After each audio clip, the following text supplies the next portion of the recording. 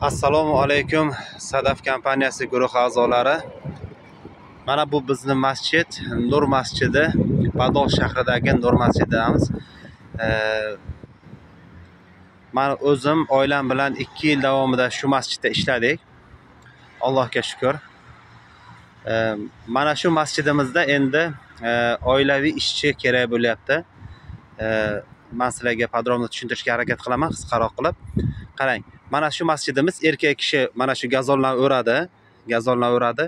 Mana bu yo'llarni sneguboshish mashinkamiz bor. Sneguboshish mashinka bilan qishda qorlarini ko'raydi.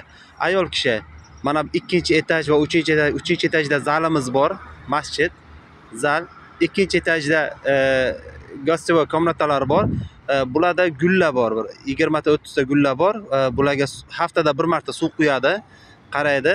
Tepadagi masjidda zalini haftada 2 marta pilisos qiladi ayol kishi. Tualet vannalari bor. Bularni yuvib, tozalab qo'yadi. Mana bu bashnimiz, bu zina. 1-etajdan 3-etajgacha ko'tarilgan zina. Kunda bir marta artib qo'yadi. Qiladigan ishi shu. Mana ichkarida qishki masjidimiz bor, mana to'g'rida ko'rib turibsizlar. Qishki masjidimiz bor. Bunda haftada bir marta namoz o'qib bo'lgandan keyin pilisoslab, chiroylab changlarni artib qo'yishadi. Masjidimizning hovlisi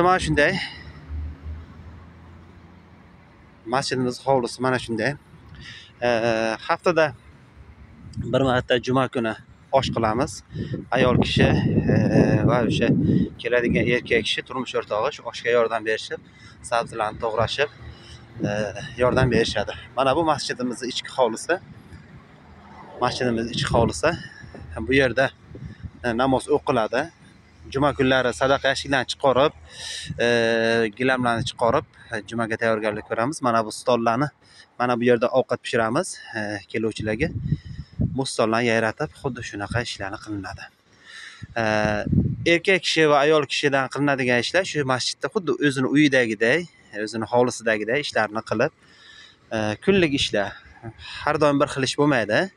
Bu yerda birov sizni majbur qilmaydi, bu ishni qilgin demaydi. O'zingizdan bilib, ertalab turib, ishingizni qilib, kechqurunga qorong'i tushgandan keyin damingizni olib, xonangizda bemalol o'tirishingiz mumkin. Ishchilar uchun mana bu yerda 2-etaj va 3-etaj ishchilarning xonasi. Bu yerda bemalol dam olsalaringiz bo'ladi. Hamma sharoitlari bor. Xo'p, erkak kishi va ayol kishi haftada debman, bir oyda bir marta yo 2 marta mayit keladi. Biz mayitni ko'mish, yuvish, kafanlash bilan ham shug'ullanamiz. Shunda ayol kishi va erkak kishi yuvish jarayonida ishtirok etishi shart. Shu narsani e'tiborga olishlaringizni so'raymiz. Mana shu masjidimiz Allohning uyi. Kelib, savob umidida bo'lgan, ishlash istagida bo'lgan insonlar kelib bemalol mana shu masjidda kelib ishlashlaringiz mumkin. Telefon nomerlarini Sayyor opam qoldiradilar. Biz ancha vaqt shu yerda ishladik.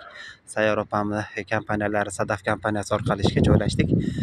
Rahmat aytamiz shu kompaniyaga, shu insonlarga, masjidda administratsiyasi shu masjidni qurgan insonlarga rahmat aytamiz. Alloh rozi bo'lsin hammalaridan. Keluvchi insonlar, sizlardan ham Alloh rozi bo'lsin. Mana shu masjidimizga ishchi qabul qiladi. Oilaviy. Sog' bo'linglar, salomat bo'linglar.